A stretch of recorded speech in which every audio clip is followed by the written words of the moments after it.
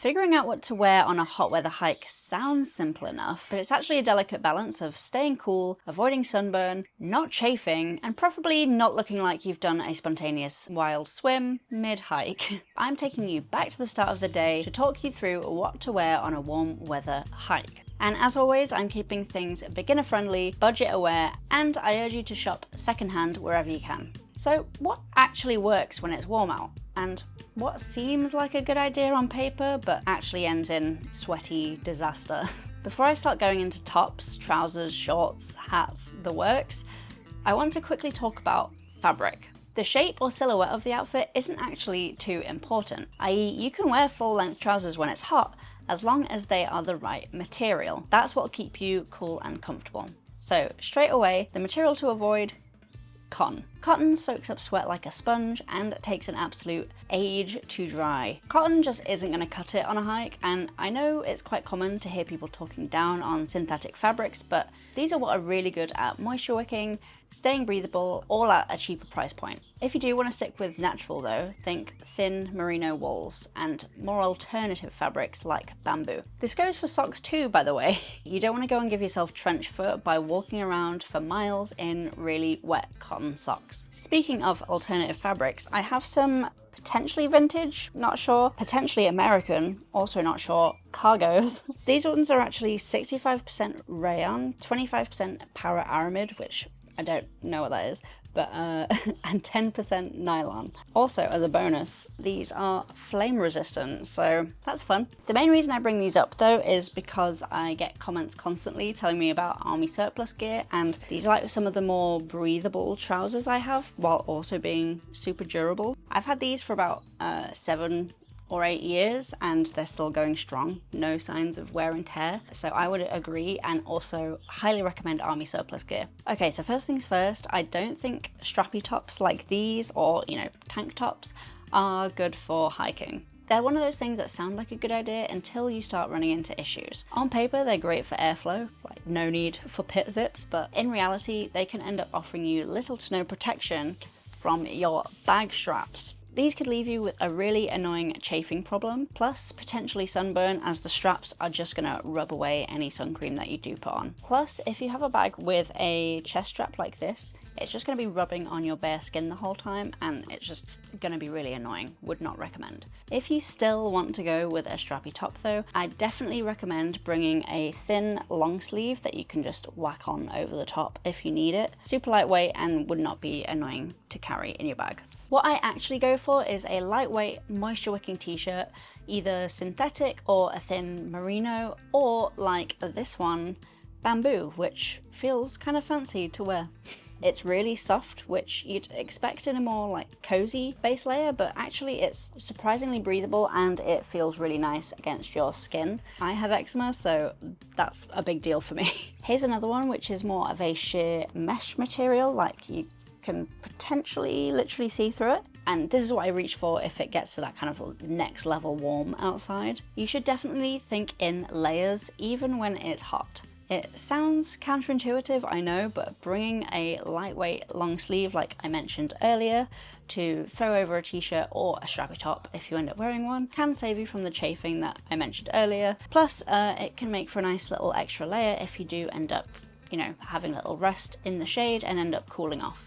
In the paddleboarding world, and probably the entire water sports world, I would imagine, you can get something called a rash vest, which are usually made out of super lightweight, quick drying material and are usually treated to offer a bit of sun protection too. This one says it is 50 plus UV rated, so good bit of protection there. Now, if bugs are a problem where you live, Scotland, I'm looking at you. Some brands like Craghoppers have created clothes with built-in bug repellent. I'm a bit more hesitant to try that though, because like I said, I have eczema and I don't feel the need to put any more chemicals near it than absolutely necessary, but let me know if you've tried it, if you've had any skin irritation, and if it actually kept the bugs away.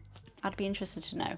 Now, I know rain showers are much less common in the warmer months, but I live in the UK, so rain is always a possibility. However, full-blown heavy-duty waterproofs can be really sweaty, so I like to opt for either a thin waterproof shell or a pack-away jacket, like this one. The thinner the better, so that when you do end up having no rain, it doesn't feel too annoying to have lugged this around the whole time with you. I haven't actually got the bag on me, but you can imagine how small this compresses when you have a little stuff sack. Now moving on to the bottoms, you have a few choices. My favourite option is still actually just cargos or walking trousers, which may sound super hot, but as long as the fabric is quite thin and airy, I find that they're what I'm most comfortable in 90% of the time. Apart from maybe being a bit warmer than shorts, I think they're great because they protect your legs from sharp rocks, branches, ticks, and of course the sun. If you do want to go somewhere in the middle or go with something a bit more flexible, you can go with my all-time personal favorites, the convertible cargos, which is coincidentally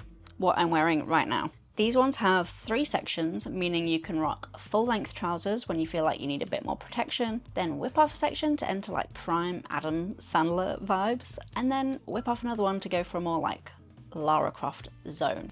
Another great perk of these is that if the bottom of your trousers get wet, you can just unzip them and dry them, and then you're not walking around with really wet calves. This doesn't mean I never wear shorts, by the way. They just need to be the right kind. I like something that has a bit more rigidity and weight to it so that they don't easily, rip or wear away when you sit on like sharp, coarse rocks. And ideally, I'd love something with a few more pockets in a more like cargo style, but I've yet to find any that I like yet. When it's super hot, I do also occasionally go for a legging short or like a biker short. I just think they're so comfy. Plus, they also offer the most movability if you're doing something like scrambling, so I would recommend, but I would just say be careful with your bare legs against the jagged rocks. Also, kind of similar thing, I would avoid full-length leggings if it's hot out, because even if you do have a super thin, breathable pair, I think having a tight fabric against your skin is just going to make you sweat more. As for kind of the complete opposite, you could opt for a skirt. Now, I don't really wear skirts myself, but I have seen the odd hiker wearing one, and they always look really comfortable. And I can imagine a skort being similarly comfy and breathable, while also giving you that added bit of wind protection if that's something that you would worry about. And lastly, for our bottom half, I know we spoke about waterproof jackets earlier, but I just thought I'd mention that I don't really bother with anything waterproof on the bottom half in the warmer months. Now, moving on to footwear, I know everyone who wears trail runners loves to tell everyone about wearing trail runners, but I genuinely think that they're a bit more comfortable in the warm weather. They let your ankles breathe, they still have good grip, and they let you move your feet around more, although this could be a con if you need a bit more ankle support. I really like these ones, the Salomon Speedcross 4s, because they're super light, but they still have that waterproofing treatment in case you do get caught out in a shower. Your feet aren't going to be drenched despite wearing a lighter shoe. Oh, and socks. I mentioned the importance of not wearing cotton socks earlier, so I'll let you know what I wear instead. In the winter, I go for something like a merino wool sock, as you can see, but they are super thick and cozy, which is not really what you want on a hot hike. Instead, I just use any kind of sturdier synthetic sock. Not even necessarily walking socks, I just need something that's a bit thicker that it's not gonna cause a blister straight away. But yeah, I don't really see any benefit to having walking socks. I'd like to try some thin merino wool socks soon, but I just haven't really felt the need to be honest. Let me know if you're a ride or die merino wool sock person and if you think I'm hugely missing out here.